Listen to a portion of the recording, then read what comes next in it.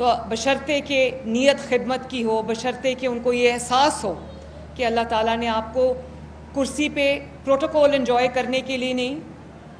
Power enjoy کرنے کے لیے نہیں، بلکہ اللہ تعالیٰ نے آپ کو ہر اس انسان کی مدد کے لیے یہاں پر بٹھایا ہے اور وسائل دیے ہیں جو مدد کے لیے آپ کو پکارتا ہے اور آپ کو دیکھتا ہے، آپ کی طرف دیکھتا ہے۔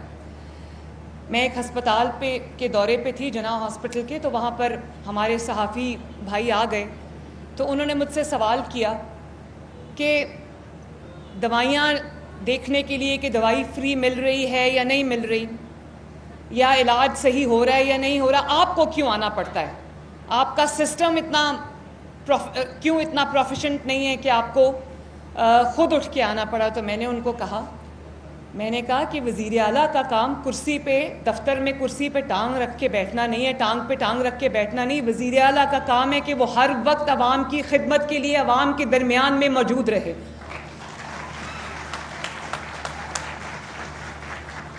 اور اگر وزیر اعلیٰ جا کے نہیں دیکھے گا کہ اس کے لوگ کس حال میں ہیں، عوام کس حال میں ہیں، تو دوسرے کسی کو کیا پرابلم ہے کہ وہ اپنے اے سی والے دفتروں سے نکل کے جائیں اور پوچھیں کہ آپ کا کیا حال ہے؟ تو سب سے پہلے یہ جو ذمہ داری ہے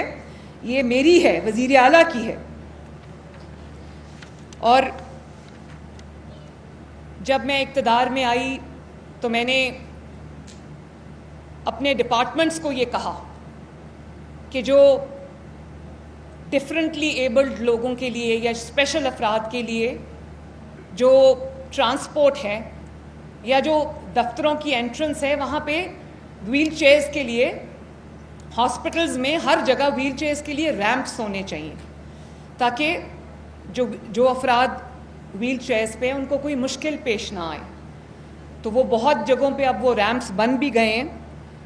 اور بہت جگہوں پہ ابھی وہ ریمپس نہیں ہیں۔ تو میں اپنے تمام ڈپارٹمنٹس کو یہ اسٹینڈنگ انسٹرکشنز دیتی ہوں کہ جہاں پر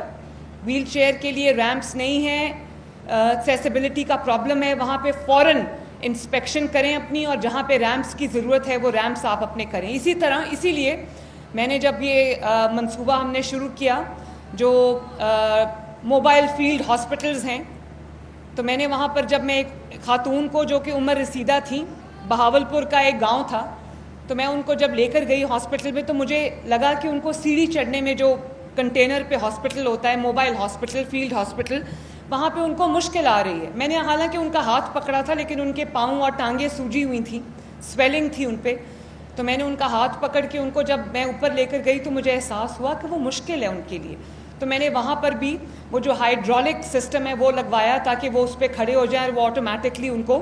وہ فیلڈ ہاسپٹل میں لے جائیں۔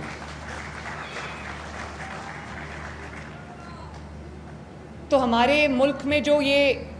اسپیشل افراد فرینڈلی سہولیات نہیں ہیں، آفیسز میں ان کی ایکسیس نہیں ہے، آفیسز میں وہ ریمپس نہیں ہیں، اس کا مطلب ہے ہم ایکسپیکٹ یہ کرتے ہیں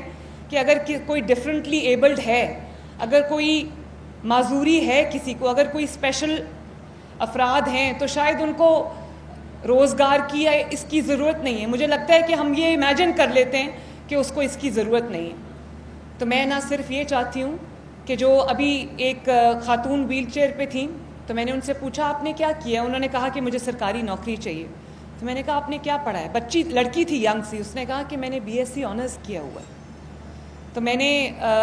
ان کو کہا کہ ان کو اچھی گورنمنٹ جاب دیں۔ تو اس کا مطلب یہ ہے کہ اگر کوئی کسی طرف سے کوئی کمی ہے تو اس کا یہ مطلب نہیں ہے کہ ان کی صلاحیتوں میں کسی قسم کی کمی ہے۔ مجھے تو وہ بہت ماشاءاللہ برائٹ بھی لگ رہی تھیں اور بہت پرومسنگ بھی لگ رہی تھیں۔ تو میرا معاشرہ جو ہمارا ہے اس میں بھی یہ ایک کمزوری پائی جاتی ہے کہ جب ہم اس طرح کے افراد کو دیکھتے ہیں، کئی دفعہ اتنی بے حسی کا ہم مظاہرہ کرتے ہیں کہ جو کسی کی ڈسیبلٹی ہوتی ہے وہی اس کا نام رکھ دیتے ہیں۔ میں کہنا نہیں چاہتی کہ کیا نام رکھتے ہیں۔ تو ایسے افراد کو نہ صرف آپ کے پیار کے، آپ کے شفقت کی، بلکہ آپ کے کمپیشن کی ضرورت ہے۔ ایک ہمارا سوسائٹی میں یہ ایک چیز بن گئی ہوئی ہے، وہ نام رکھ دیتے ہیں وہ جو ڈسیبلٹی ہوتی ہے۔ تو میری تمام لوگوں سے یہ گزارش ہے کہ جب آپ کسی میں اس طرح کی کوئی کمی دیکھیں تو اس میں اس کا مذاق نہ بنائیں، اس کی چھیڑ نہ بنائیں، بلکہ کوشش یہ کریں کہ آپ ان کے ارد گرد ایسا ماحول پیدا کر سکیں جس میں اس کے لیے آسانی ہو, اس کے لیے خوشی ہو, اور وہ اپنے آپ کو اس معاشرے کا مضبوط حصہ سمجھے, بلکہ اس کو یہ نہ لگے کہ میرے اندر کسی طرح کی کوئی کمی ہے. اور میں چاہتی ہوں کہ ایک دن ایسا آئے جب اگر کسی کے اندر کوئی ویکنیس ہے تو اس کا عزم ویک نہ ہو, اس کو جو انیبلنگ انوائرمنٹ ملے وہ ویک نہ ہو, اور وہ یہ نہ کہے کہ امی میں دوسروں کی طرح کیوں نہیں ہوں, میں ابو میں دوسروں کی طرح کیوں نہیں ہوں. وہ یہ کہے کہ مجھے اللہ تعالیٰ نے جیسا بنایا میں اس میں بھی بہت کچھ کر سکتا ہوں. مجھے وہ تمام لوگ یاد آ رہے ہیں. ایک ینگ لڑکا تھا جس کے جو 4 آرمز ہیں وہ نہیں تھے, اور اس نے کوہنیوں میں برش پکڑ کے یا پینسل پکڑ کے میرا اتنا خوبصورت اسکیچ مجھے بنا کے دیا, تو میں آج تک وہ یاد کرتی ہوں. وہ میرے آفس میں اسکیچ لگا ہوا ہے, میں نے اس کو فریم کرا کے لگایا. تو میں یہ سوچتی ہوں کہ ان بچوں کے اندر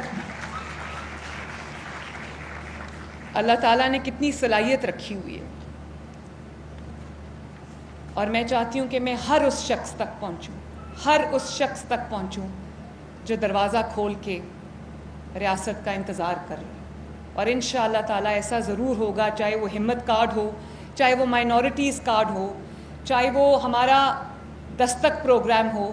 یا وہ عید کے موقع, رمضان شریف کے موقع پہ, چاہے وہ آپ کا نگہبان پیکج ہو, جب دروازہ کھٹکا کے 30 لاکھ افراد کو ان کا دروازہ کھٹکا کے 10,000 روپے کا چیک دیا گیا کہ یہ آپ کا حق ہے جو آپ کو ملا ہے. اور بہت جلد, آج میں صبح میٹنگ لے رہی تھی اپنا گھر پروگرام کی. آپ جانتے ہیں کہ 5 ماہ کی قلیل مدت کے اندر اللہ تعالیٰ کے فضل و کرم سے 30,000 گھر جو ہیں وہ بن رہے ہیں. 30,000 گھر. اور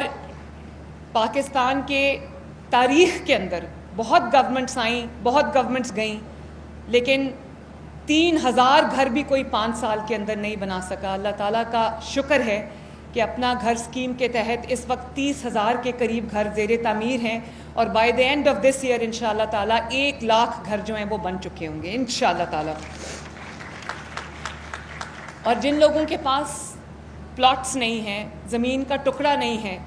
کہ وہ اپنا گھر جو ہے وہ بنا سکیں, تو ہم بہت جلد وہ اسکیم لے کے آ رہے ہیں جہاں پہ ہم 3 مرلہ کا جو پلاٹ ہے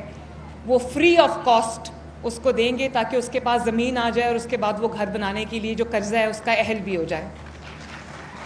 اور اسی طرح انشاءاللہ تعالیٰ 1 مئی کو